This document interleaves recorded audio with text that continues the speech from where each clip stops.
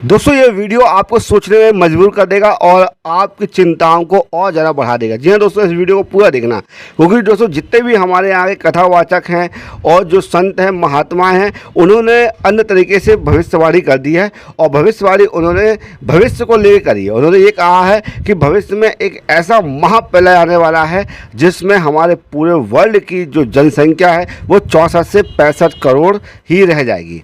हम वही बात करते हैं दोस्तों संत राजेंद्र दास जी महाराज जी की। राजेंद्र दास जी महाराज जी कथावाचक भी हैं।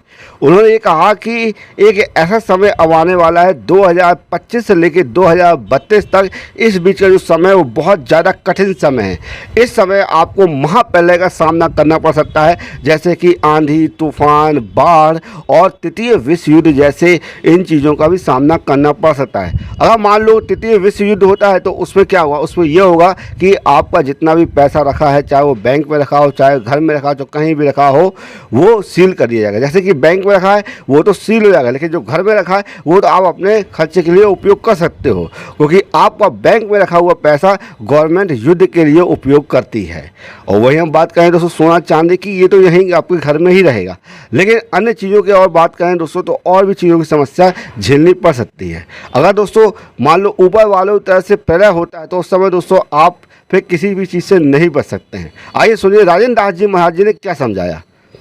अभी 2025 से लेकर 2032 तक का समय बहुत खराब। पता नहीं कौन जिएगा कौन मरेगा। पूरे विश्व की संख्या 64-65 करोड़ रह जाएगी, जो अब 8 अरब से ऊपर है। सोना चांदी रुपया कौड़ी किसी के काम नहीं आए। तृतीय विश्व युद्ध लगते ही सारी बैंकों में रखी हुई संपत्ति सरकार की हो जाएगी, हो जानी भी चाहिए, क्योंकि देश पर संकट है तो देश से बड़ा थोड़ा ही है। बैंक के सारे खातों का लेन देन बंद हो जाएगा, सारा पैसा गवर्नमेंट का हो जाएगा। देश की सुरक्षा में, देश की सेवा में धन लगेगा। आप चाहे भूखे मरो चाहे प्यासे मरो, तो बैंक में रखा हुआ भी काम नहीं आएगा। और इस प्रकार का संकट आने के बाद अन्न का अभाव हो जाएगा, तो घर में भी रुपया रखे होगे, सोना रखे होगे, तो रुपया खाकर न भूख बुझेगी न प्यास बुझेगी, न सोना खाकर भूख प्यास। आपको डराने के लिए नहीं कह रहे हैं, हम इसलिए कह रहे हैं मान लो आए समय या ना आवे, लेकिन ऐसी परिस्थितियां बन रही है।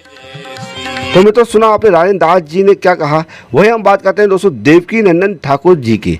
देवकी नंदन ठाकुर जी कथावाचक है और उन्होंने भी कथा के दौरान ये बात कही। सुनिए उन्होंने क्या कहा। 28-29 तक ऐसा विकराल समय आने वाला है।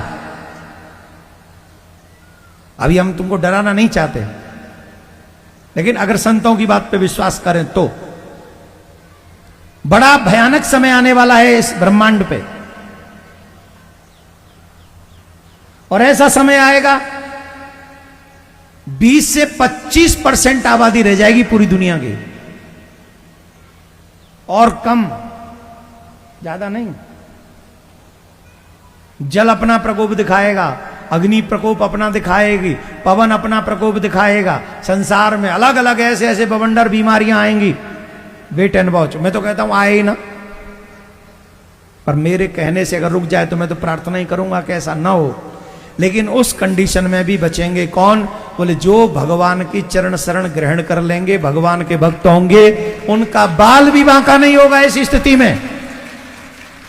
मित्रों आपने सुना किस तरह से देवकी नंदन ठाकुर जी ने भी कहा कि जो 2025 का समय है और 2026 से लेकर 2028 और 29 का, उस समय दोस्तों भयंकर महाप्रलय आने वाला है। हो सकता है दोस्तों कि हमारे देश की जो आबादी है वो बहुत कम रहे और बचा वही जो भक्त होगा, जो भगवान की भक्ति करता रहेगा और भगवान को मान कर पूजा पाठ कर रहा होगा, भगवान का प्रिय भक्त होगा, वही बचेगा और बाकी सब तो स्वाहा हो जाएंगे।